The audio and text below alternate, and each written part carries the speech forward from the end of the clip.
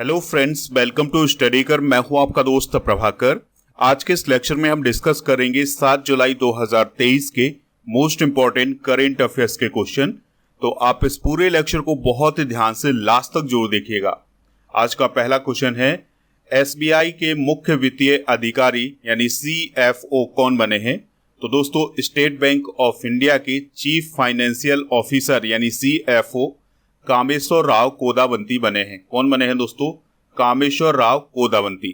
यहां पर अगर हम ऑप्शन की बात करें तो अजीत अगरकर जो है वो टीम इंडिया की चयन समिति के वर्तमान में अध्यक्ष बने हैं। पीएम प्रसाद जो है वो कोल इंडिया के अध्यक्ष और एमडी बने हैं। और तुषार मेहता को 3 साल के लिए सॉलिसिटर जनरल के रूप में नियुक्त किया गया है। एसबीआई ने कामेश्वर राव कोदावंती को सीएफओ के रूप में चरणजीत सुरेंद्र सिंह अत्रा की जगह नियुक्त किया है। बात करते हैं एसबीआई की यानी स्टेट बैंक ऑफ इंडिया की। तो इसकी स्थापना 1 जुलाई 1955 को की गई थी।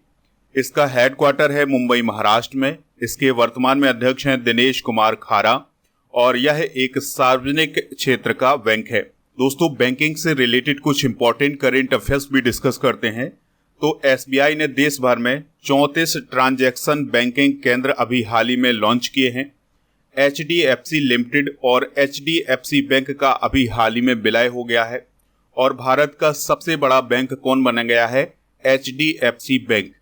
दोस्तों, लॉयड्स बैंकिंग ग्रुप का हैदराबाद में टेक्नोलॉजी सेंटर का उद्घाटन अभी हाल ही में किया गया है।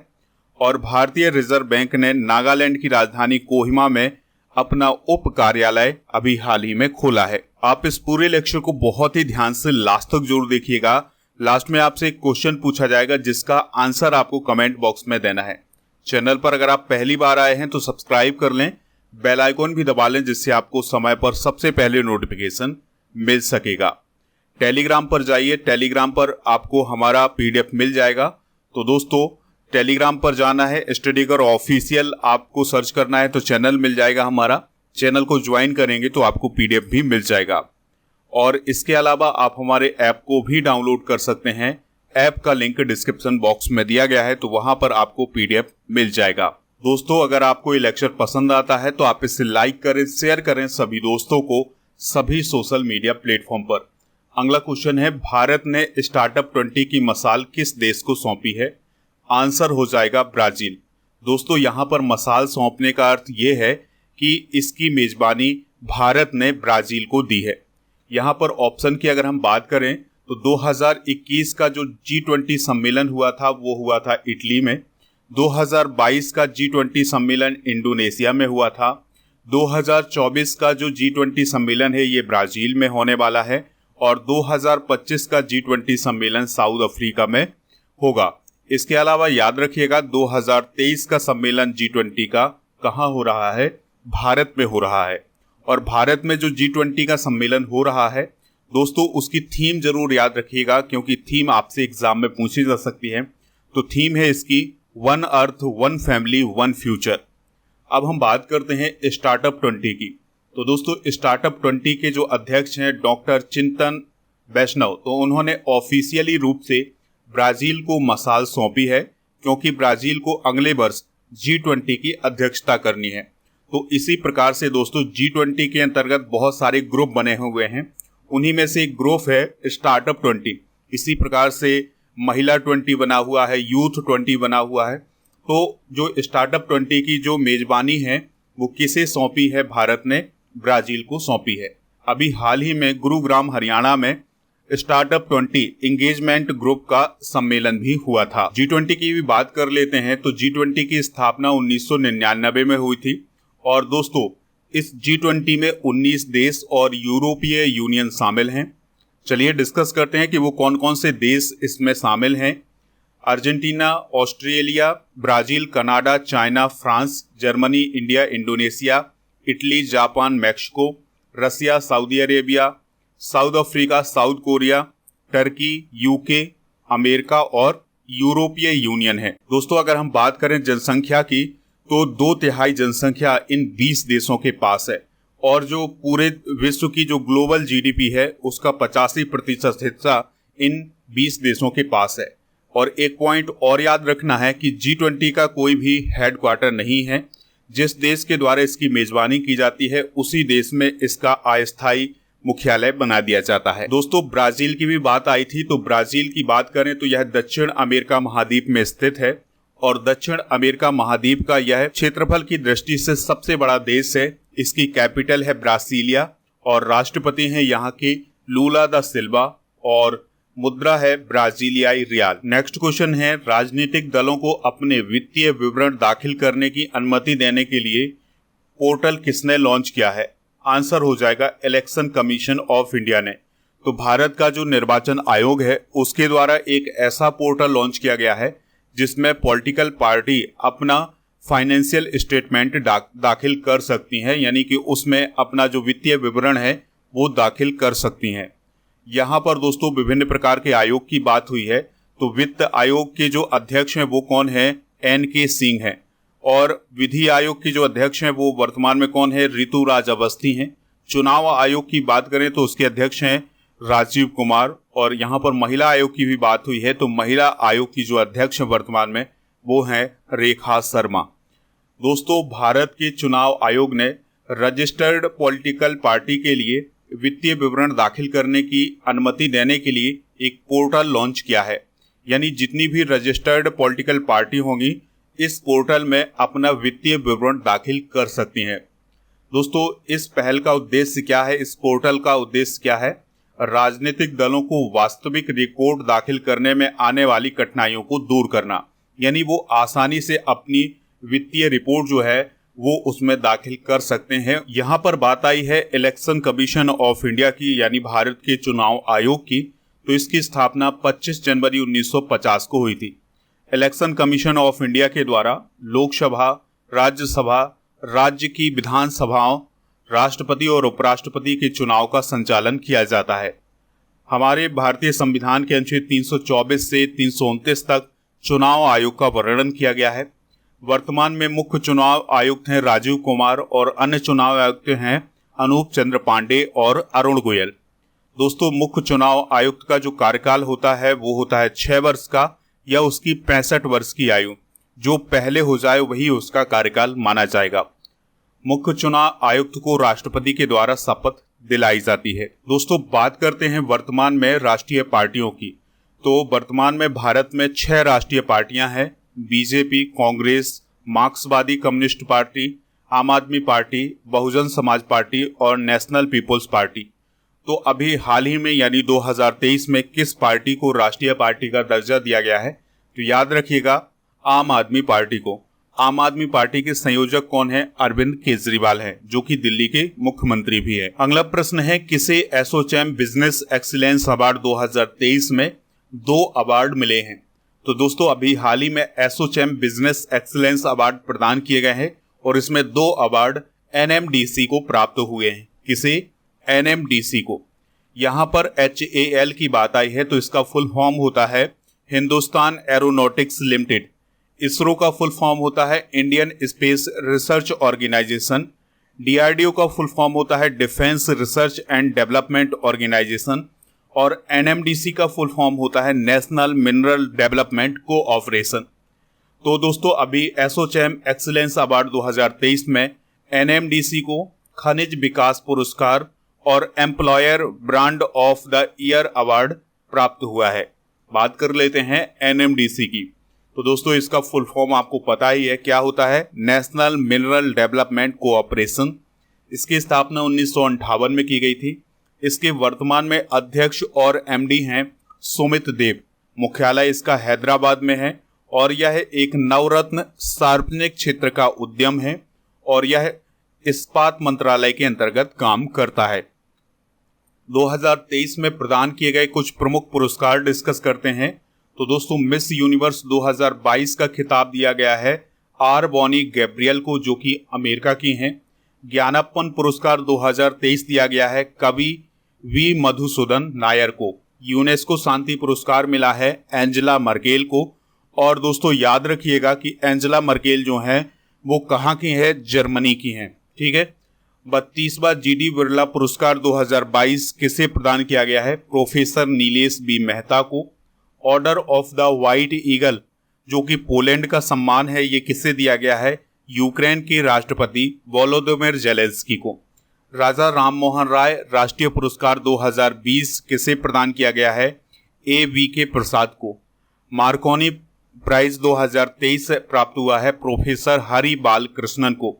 32वां व्यास सम्मान 2022 प्रदान हुआ है हिंदी के लेखक डॉक्टर ज्ञान चतुर्वेदी को उनकी उपन्यास पागलखाना के लिए। तो दोस्तों ये हैं 2023 के प्रमुख पुरस्कार। अगला प्रश्न है, जिमेक्स 23 समुद्री अभ्यास भारत और किस देश के बीच आयोजित किया जा रहा है? तो यह भारत और जापान के बीच आयोजित किया जा रहा है। ऑप्शन की अगर हम बात करें तो भारत और उज्बेकिस्तान के बीच डस्टलेक युद्धाभ्यास होता है, भारत और अमेरिका के बीच टाइगर ट्रंप युद्धाभ्यास होता है, और यूनाइटेड किंगडम और भारत के बीच अजय वॉरियर युद्धाभ्यास आयोजित होता है। तो दोस्तों जो जिमेक्स 23 अभ्यास है इसका आयोजन 5 से 10 जुलाई तक किया जाएगा। आयोजन स्थल जो है इसका वो विशाखापत्तनम में है, यानी विशाखापत्तनम में इसका आयोजन किया जा रहा है। यह इसका 7वां संस्करण है और इसमें भारत और जापान की नौसेना भाग ले रही है। भारत की तरफ से INS Delhi, INS Kamorta, anti submarine warfare corvette और समुद्री गश्ती विमान P-8I हिस्सा ले रहे हैं। भारत और जापान के बीच सिन्यू मैत्री अभ्यास, धर्म गार्जियन और वीर गार्जियन अभ्यास भी आयोजित किए जाते हैं। दोस्तों जापान के बारे में अगर हम बात करें तो जापान की जो कैपिटल है वो है टोक्यो, प्राइम मिनिस्टर हैं फुमियो किशिदा, मुद्रा है जापानी एन, और 2023 में जापान और हिरोशिमा में G7 और क्वाड का सम्मेलन आयोजित हुआ है। दोस्तों हिरोशिमा से आप याद रखिएगा कि 6 अगस्त 1945 को अमेरिका के द्वारा हिरोशिमा पर एक परमाणु बम गिराया गया था जिसका नाम था लिटिल बॉय। फिर इसके बाद 9 अगस्त 1945 को नागासाकी में एक फैट मैन परमाणु बम गिराया गया था अमेरिका के द्वारा। हाल ही में आयोजित किए गए प्रमुख युद्धाभ्यास भी डिस्कस करते हैं। तो 7वां अजय वॉरियर 2023 अभ्यास भारत और यूके के बीच आयोजित किया गया है। कोप इंडिया भारत अमेरिका के बीच, सिलिनेक्स अभ्यास भारत श्रीलंका के बीच, और अफेंडेक्स अभ्यास भारत और 23 अफ्रीकी महाद्वीप के देशों के साथ आयोजित किया गया है। फ्रेंजेक्स भारत और फ्रांस के बीच, कॉन्कर्ड भारत और यूके के बीच, 13वां बोल्ड कुरुक्षेत्र अभ्यास भारत और सिंगापुर के बीच, और सिन्यू मैत्री अभ्यास भारत और जापान के बीच आयोजित किया गया है। अगला क्वेश्चन है, भारतीय बास्केटबॉल महासंघ के अध्यक्ष कौन बने हैं? वो बने हैं आधव अर्जुन। कौन बने हैं दोस्तों? आधव अर्जुन। अगर हम ऑप्शन की बात करें तो दिलीप तिर्की हॉकी इंडिया के अध्यक्ष हैं, और Kalyan Chaubey All India Football Federation के अध्यक्ष हैं, और VVS लक्ष्मण राष्ट्रीय क्रिकेट एकेडमी के अध्यक्ष हैं। दोस्तों तमिलनाडु बास्केटबॉल एसोसिएशन के जो अध्यक्ष हैं आधव अर्जुन, वो अब भारतीय बास्केटबॉल महासंघ के अध्यक्ष बन गए हैं, और कुलविंदर सिंह गिल जो हैं वो महासचिव चुने गए हैं। भारतीय बास्केटबॉल महासंघ की बात करें तो इसकी स्थापना 1950 में हुई थी, और यह भारत में बास्केटबॉल की गवर्निंग बॉडी है। मुख्यालय इसका नई दिल्ली में है। खेल संस्थाओं के अध्यक्ष या प्रमुख डिस्कस करते हैं तो ICC के अध्यक्ष हैं ग्रेग वार्कले, BCCI के अध्यक्ष हैं रोजर बिन्नी, अंतर्राष्ट्रीय हॉकी महासंघ के अध्यक्ष हैं तैयब इकराम, फीफा के अध्यक्ष हैं गियानी इन्फेंटिनो, भारतीय ओलंपिक संघ की अध्यक्ष हैं PT ऊषा जो कि पहली महिला अध्यक्ष हैं, एथलेटिक्स फेडरेशन ऑफ इंडिया के अध्यक्ष हैं एडले सुमीरवाला, और table tennis federation of India की अध्यक्ष हैं मेघना अहलावत। अगला क्वेश्चन है, कैबिनेट ने डिजिटल व्यक्तिगत डेटा संरक्षण विधेयक को मंजूरी दी है। इसका उल्लंघन करने पर संस्थाओं पर कितना जुर्माना लगाया जा सकता है? तो अगर कोई कंपनी डिजिटल व्यक्तिगत डेटा संरक्षण विधेयक का उल्लंघन करती है तो उस पर 250 करोड़ रुपए तक का जुर्माना लगाया जा सकता है। तो अभी हाल ही में केंद्रीय मंत्रिमंडल ने 5 जुलाई को डिजिटल व्यक्तिगत डेटा संरक्षण विधेयक 2022 को मंजूरी दी है, और आने वाले मानसून सत्र में इसको पेश होने की भी संभावना है। तो इस विधेयक में जो भी इस विधेयक का उल्लंघन करेगा, ये जो कानून बन जाएगा तो इसका जो उल्लंघन करेगा तो उस पर 250 करोड़ रुपए का जुर्माना लगाया जा सकता है। अगला क्वेश्चन है, बुधनील कंठ धर्मशाला का उद्घाटन नेपाल में किया गया है। इसे किस देश के अनुदान से बनाया गया है? तो दोस्तों बुधनील कंठ धर्मशाला को भारत के अनुदान से बनाया गया है। तो भारत द्वारा दिए गए 5 करोड़ रुपए के अनुदान से बुधनील कंठ धर्मशाला का उद्घाटन काठमांडू की घाटी में किया गया है। और दोस्तों, इसका जो उद्घाटन है वो नेपाल के उपराष्ट्रपति राम सहाय प्रसाद यादव के द्वारा किया गया है। इसके अलावा भारत ने नेपाल के 7 जिलों में स्थित 28 सांस्कृतिक विरासतों के संरक्षण का भी जिम्मा लिया हुआ है। नेपाल के बारे में बात करें तो इसकी कैपिटल जो है वो काठमांडू है और इसके जो राष्ट्रपति हैं वो हैं रामचंद्र पौडेल, प्रधानमंत्री हैं पुष्पकमल दहल और दोस्तों यहाँ की जो करेंसी है वो है नेपाली रुपया और नेपाल राज्य की जो स्थापना है वो शाह वंश के द्वारा की गई थी। अब भारत के वो कौन कौन से स्टेट हैं जिनकी सीमा नेपाल से लगती है, तो उत्तराखंड, उत्तर प्रदेश, बिहार, पश्चिम बंगाल और सिक्किम, ये 5 राज्य हैं जिनकी सीमा नेपाल से लगती है। अगला क्वेश्चन है, मो जंगल जामी योजना किस राज्य में शुरू की गई है? तो यह योजना ओडिशा में शुरू की गई है।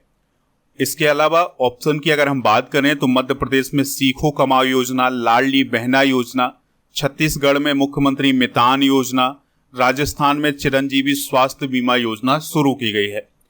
दोस्तों, मो जंगल जामी योजना का उद्देश्य है राज्य के जिलों में आदिवासियों और वनवासियों के बीच वन अधिकारों को बढ़ावा देना है। दोस्तों, बात आई है ओडिशा की, तो ओडिशा से रिलेटेड करंट अफेयर्स डिस्कस करते हैं।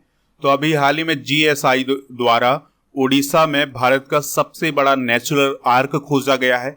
ओडिशा में राजा उत्सव मनाया गया है और ओडिशा 2033 तक भारतीय हॉकी टीम का प्रायोजक रहेगा।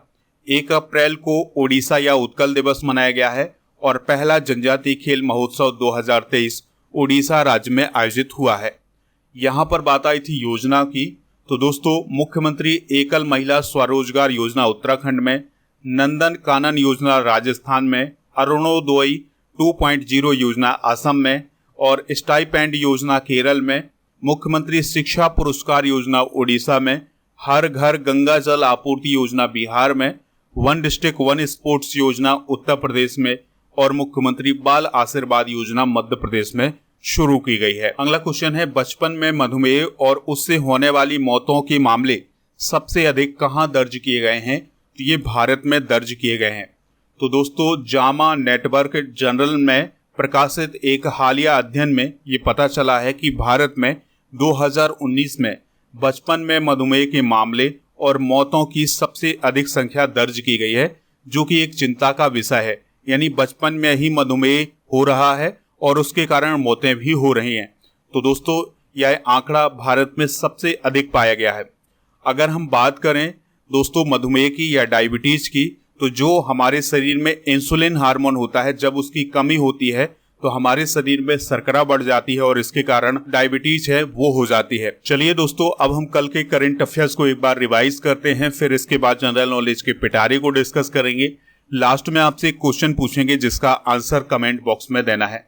तो कल का पहला क्वेश्चन था, केंद्र सरकार ने किस योजना के तहत दुष्कर्म पीड़ित लड़कियों के लिए नई राहत योजना शुरू की है? तो मिशन वात्सल योजना के तहत। सैफ चैंपियनशिप 2023 का खिताब किसने जीता है? भारत ने। पीएम मोदी ने साई हीरा ग्लोबल कन्वेंशन सेंटर का उद्घाटन किस राज्य में किया है? आंध्र प्रदेश में। नेशनल साइबर सिक्योरिटी कोऑर्डिनेटर कौन नियुक्त किए गए हैं? MU नायर नियुक्त किए गए हैं। INS सोनेना द्वारा किस देश का दौरा किया गया है? तो मोजाम्बिक का दौरा किया गया है। राष्ट्रीय अनुसूचित जनजाति आयोग के अध्यक्ष कौन थे जिन्होंने अपने पद से इस्तीफा दे दिया है? हर्ष चौहान। किस देश के न्याय मंत्री ले थांग लॉन्ग ने भारत की यात्रा की है? वियतनाम की। और देश के पहले सहकारिता से संचालित सैनिक स्कूल की आधारशिला कहाँ रखी गई है? महसाणा, गुजरात में। भारतीय क्रिकेट टीम के मुख्य चयनकर्ता कौन बने हैं? अजीत अगरकर बने हैं। और किस देश ने UNSC में Bharat, Brazil, Germany, Japan, Africa का प्रतिनिधित्व शामिल करने की मांग की है? ब्रिटेन ने। दोस्तों, आज के जनरल नॉलेज के पिटारे में हम जीके से रिलेटेड कुछ MCQ डिस्कस करेंगे। तो रेमन मैग्सेसे पुरस्कार पाने वाले पहले भारतीय कौन थे? विनोबा भावे। भारत में वर्तमान में कुल कितने उच्च न्यायालय हैं? तो 25 उच्च न्यायालय हैं। कोई विधेयक धन विधेयक है या नहीं, इसका फैसला कौन करता है? लोकसभा अध्यक्ष। बुली शब्द का प्रयोग किस खेल में किया जाता है? तो हॉकी में किया जाता है। आर्य समाज की स्थापना कब की गई थी? 1875 में। भाभा परमाणु अनुसंधान केंद्र कहाँ स्थित है? ट्राम्बे, मुंबई में। कौन भारतीय राष्ट्रीय कांग्रेस के प्रथम मुस्लिम अध्यक्ष थे? बद्रुद्दीन तैयब जी। ठीक है, तो ये पॉइंट आप नोट कर सकते हैं। कल के करंट अफेयर्स में जो क्वेश्चन पूछा गया था उसका राइट आंसर था इंडिया, यानी सैफ चैंपियनशिप 2023 का खिताब इंडिया ने जीता था। तो लगभग सभी लोगों ने इसका आंसर बहुत ही बेहतरीन तरीके से दिया है। तो दोस्तों, आपसे जो क्वेश्चन पूछा जाए उसका आंसर आप कमेंट बॉक्स में जरूर बताया करिएगा। आज का क्वेश्चन है, एसबीआई के मुख्य वित्तीय अधिकारी यानी CFO कौन बने हैं?